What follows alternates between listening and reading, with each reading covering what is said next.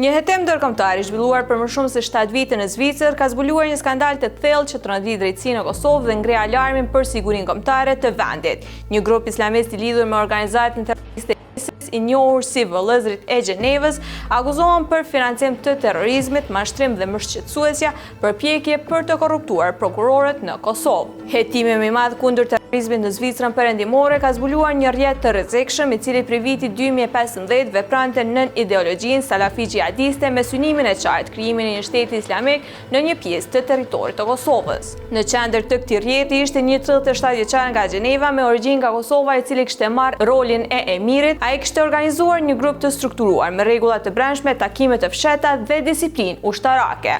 Rreth tij u mbledhen rreth 30 ndjekës, përfshirë edhe një zvicran të konvertuar më vonë e që u bashkua ISIS-it në Siri. Në një takim në Gjenevë, një imam radikal Qëndrim Jashari madje kishte lexuar një tekst nga një zëdhënës i ISIS-it sipas akt akuzës të siguruar nga mediat zviceriane. Por një nga aspektet më tronditëse të këtij rasti është akuza për korrupsion ndaj prokurorëve kosovar. Sipas dokumenteve të Prokurorisë Federale të Zvicrës, grupi kishte dërguar 10.000 euro në Kosovë, nga cilat 10.000 prej tyre dyshohen se u përdoren për të ndikuar në uljen e dënimeve për të pandehurit të kthyer nga lufta nga Siria e Iraku. Parat u gjeneruan përmes kontributeve mujore nga anëtarët dhe mashtrimet me ndihma sociale. Vet emiri përfitoi mbi 54.000 franga, ndërkaq bashkëpunëtori i tij mbi 107.000 franga nga skemat e ndihmave. Në dokumentet e hetimit përmendet se pjesë e fondeve janë përdorur për të blerë dhe armë, ndërsa pjesa tjetër është mbledhur përmes kontributeve të rregullta të anëtarëve nga 50.000 franga në muaj dhe mashtrimeve me sigurime shoqërore.